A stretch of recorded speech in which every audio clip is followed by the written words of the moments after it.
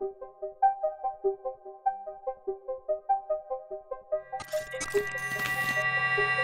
take a look at the community feed. All of what you see, nothing is hand-drawn.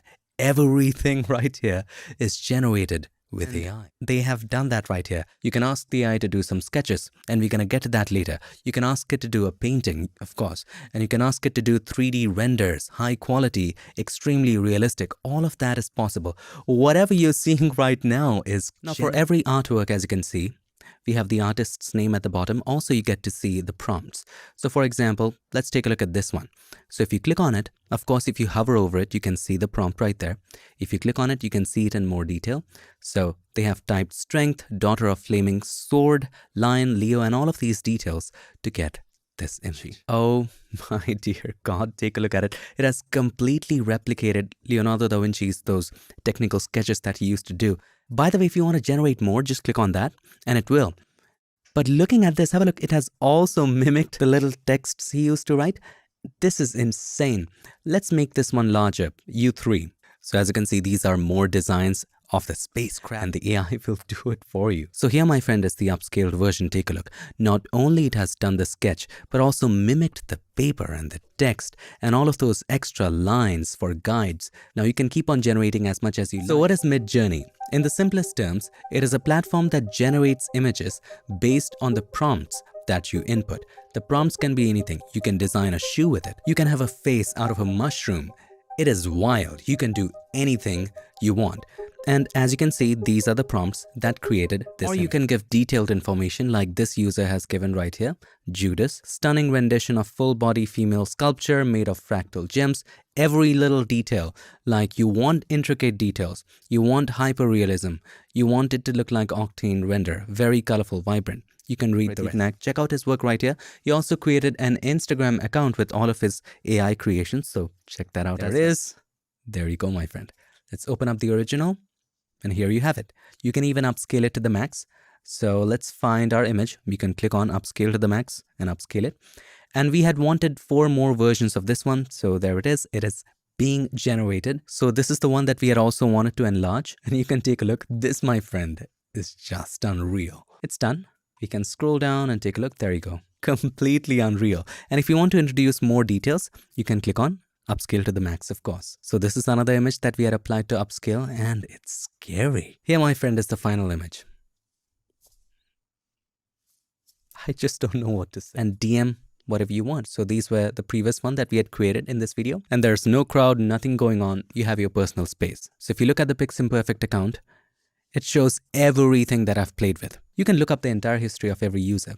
So let's say I go to the community and let's say I like this particular user.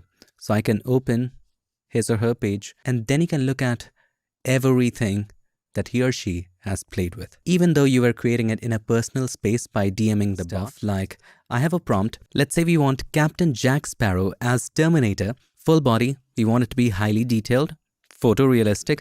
And I wanted a cinematic atmosphere. Details like right now, let's play it. So as you can see, it is generating the images in 16:9 aspect ratio. The quality would be higher as well. Take a look at these results. It is just insane. Now in this one, it did mess up the face, but take a look at this. Take a look at this one as well. Even though it has messed up the face, maybe we can use a little bit of Photoshop to kind of replace it with the original one, or maybe generate a few more. And if there's a face that we like that would suit here the best, we can just replace it in Photoshop. But look at it. It is insane. Now, let's say we want to upscale the third one. And if we choose to do that, it will upscale it lightly because we had the uplight command right here. So as you can see, it says upscaling light. So this was stuck at 0%. So I clicked on U3 one more time. Now it is not the best in the world, but it is something. Maybe I need to play a little more with all of these terms. Maybe try different codes. Learn it more. How do you get the best results? Go to midjourney.com, sign in, and then go to the communities. And then you can use these for inspiration. Let us say you wanted to create a landscape. You can use this one for inspiration. Let's say you wanted to create a realistic face. You can use this one for inspiration. So let's open it. Of course, you can see the prompt right here, but that's not enough. All you need to do is to click on the 3 dots and click on copy command, not the prompt. If you click on that, only the prompt would be copied and the extra codes that were added, they won't be copied. So click on copy command, customize it your way and learn from how they're doing it. So let's go to our bot and here First of all, let's type in imagine and then paste it right here. So as you can see, apart from the text prompt, they haven't typed in any more code, so we can go with it. Now, what is this? This is the link to the image that it will use as a reference. Yes, you can add your own images as a reference. So right now, if you just copy this link and go to this link, it will open the image that this user, NFT Lily, used as a reference. Now, it can be a previous render or an upscale from a previous variation. It can be anything. So for example, I create a variation of this image by clicking on Make Variations. Have a look, it has added a link right there, this which it is using as a reference. So that's exactly where that comes from.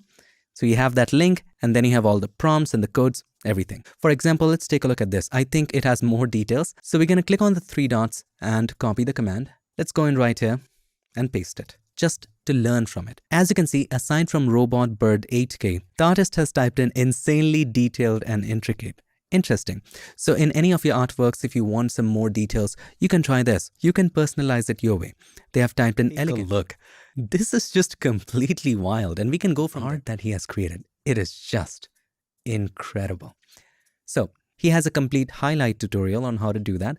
So if you open his highlights on prompts, it will explain how you can use your image as a reference. So let's say you want to use this one as a reference. So it has detailed steps on how you can make it possible. So you have to upload it, use that link, and then as you can see, it has generated all of these variations. You can also use different codes like Pratik has used. I think he has used IW1 for the results to be more closer to the images. So if someone follows you on Midjourney, right now I have 0 followers, or they know your account, they can look up your entire history. They can look up what you have played with, what images you have tried, what variations you have created, everything.